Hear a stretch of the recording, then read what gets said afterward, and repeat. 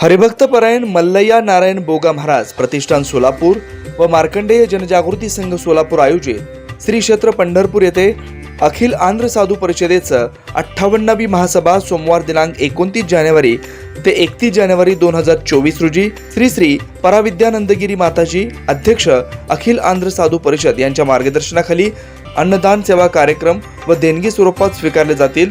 आपले विनीत श्री मार्कंडेय जनजागृती संघ संपर्क किशोर वेंकटगिरी 9552 2186 41। 74व्या प्रजासत्ताक दिनाच्या आपल्या माध्यमातून सर्व नागरिकांना मी खूप खूप शुभेच्छा देतो।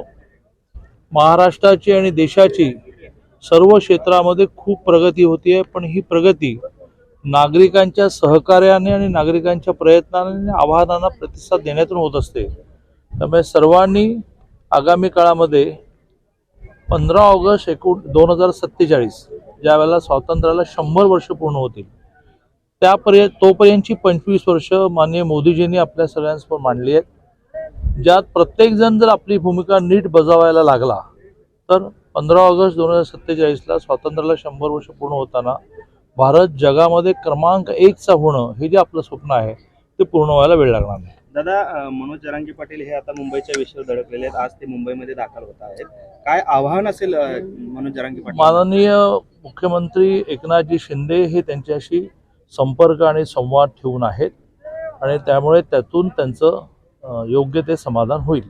खरं तर मुंबईच्या संपूर्ण व्यवस्थेवरती ताण येईल, कोर्टाने देखील अशा सूचना केलेल्या आहेत। ज्यांनी त्यांना सूचना करायच्या आहेत, कोर्ट असेल, पोलीस प्रशासन असेल, त्या सूचना आणि माननीय मुख्यमंत्री महोदयाने आवाहन हे केलेलं आहे, ते योग्य निर्णय करतील असं मला वाटतं।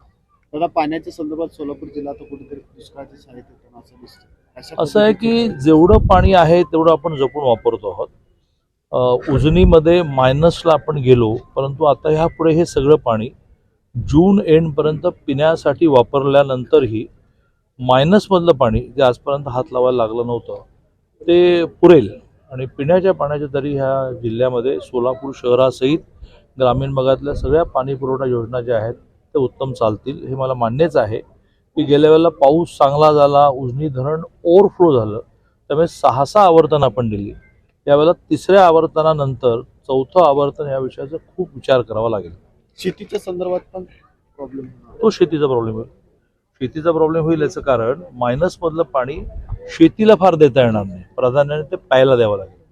प्यायला ते जून एंडपर्यंत पुरणार आहे। जुलैमध्ये पाऊस सुरू होतो आणि त्यामुळे जून एंडपर्यंत ते पाणी पिण्यासाठी आपल्याला रिझर्व ठेवावं लागेल। हरिभक्तपरायण मल्लय्या नारायण बोगा महाराज प्रतिष्ठान सोलापूर व मार्कंडेय जनजागृती संघ सोलापूर आयोजित श्री क्षेत्र पंढरपूर येथे अखिल आंध्र साधू परिषदेचं 58वी महासभा सोमवार दिनांक 29 जानेवारी ते 31 जानेवारी 2024 रोजी श्री पराविद्यानंदगिरी माताजी अध्यक्ष अखिल आंध्र साधू परिषद यांच्या मार्गदर्शनाखाली दररोज पहाटे सुप्रभातम, सकाळी गीता पारायण, होम हवन, पूजा, भगवद्गीता पठण, हरिपाठ, चक्रभजन, सत्संग व महाप्रसाद होणार आहे। दिनांक 28 जानेवारी रोजी भव्य शोभायात्रेचं आयोजन आहे। या धार्मिक कार्यक्रमास सद्गुरू श्री गहिनीनाथ महाराज औसेकर सह अध्यक्ष श्री विठ्ठल रुक्मिणी मंदिर समिती पंढरपूर, सद्गुरू श्री ब्रह्मश्री शिवपुत्र महास्वामीजी, श्री बसवारूढ महास्वामीजी मठ ट्रस्ट सोलापूर यांची विशेष उपस्थिती लाभणार आहे। या धार्मिक कार्यक्रमास